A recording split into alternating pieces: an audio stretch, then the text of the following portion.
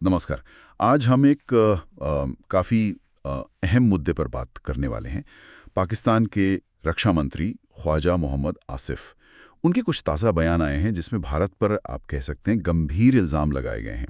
हमारे पास इस पर वॉयॉन की एक रिपोर्ट है, उसी के आधार पर हम ये चर्चा कर रहे हैं। तो असल मुद्दा क्या है?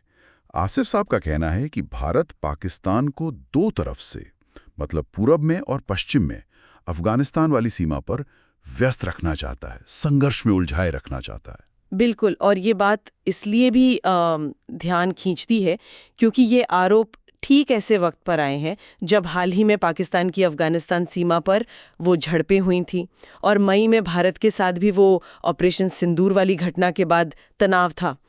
तो हाँ, पाकिस्तान इसे शायद एक पैटर्न की तरह देख रहा है। हाँ, ये दो मोर्चों वाली बात तो उन्होंने साफ कही, लेकिन वो इससे भी आगे गए। उन्होंने ये भी कहा कि भारत तो मतलब अशरफ घनी के ज़माने से ही पाकिस्तान के खिलाफ एक प्रॉक्सी वॉर, जिसे हम छद्म युद्ध कहते हैं, वो चला रहा है और अफगानिस्तान को अपने प्रॉक्सी की तरह इस्तेमाल कर रहा है। ये तो काफ़ी बड़ा आरोप है। और बात यहीं खत्म नहीं हुई। उन्होंने यहाँ तक कह दिया कि काबुल में जो तालिबान की लीडरशिप है उसे दिल्ली से कंट्रोल किया जा रहा है। मतलब इसे उन्होंने एक कठपुतली का तमाशा कहा जिसका कंट्रोल दिल्ली में है। वायॉन रिपोर्ट ये भी बताती है कि उन्होंने सबूत पेश करने की भी बात कही है। तो ये मामला और आप समझ सकती हैं संजीदा हो जाता है। बिल्कुल, जाहिर है ऐसे दावे सिर्फ बयान नहीं होते, कूटनीतिक तौर पर ये तनाव बढ़ाने वाले होते हैं। और ये तनाव सिर्फ बातों में नहीं था, ज़मीन पर भी दिखा। 9 अक्टूबर को पाकिस्तान ने अफगानिस्तान में तहरीक तालिबान पाकिस्तान, मतलब टीटीपी, के ठिकानों पर हवाई हमले कर दिए। हाँ, टीटीपी जो पाकिस्तान के अंदर हमले करता रहा है। सही। और उसके बाद तो कई दिन तक सीमा पर गोलीबारी चलती रही। हाँ, और इसमें एक दिलचस्प बात ये भी है टाइमिंग की।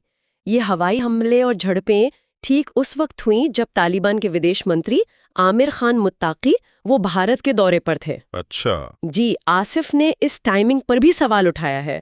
उनका इशारा शायद इसी तरफ था कि ये सब जोड़ा हुआ है, ये महज इत्तेफाक नहीं है। मतलब वो इसे भारत की रणनीति से जोड़कर देख रहे हैं। बिल्कुल। लेकिन फिर इस टकराव के बाद कुछ नरमी भी आई।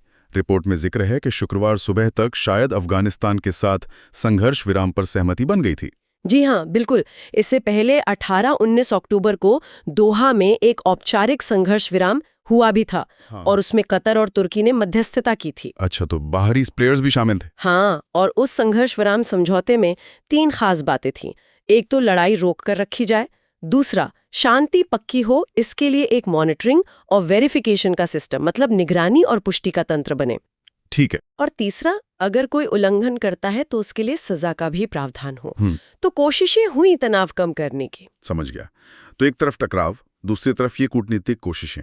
इन सब के बीच आसिफ ने ये भी कहा, जैसा रिपोर्ट बताती है, कि अगर जरूरत पड़ी तो पाकिस्तान 2 मोर्चों पर युद्ध के लिए भी तैयार है।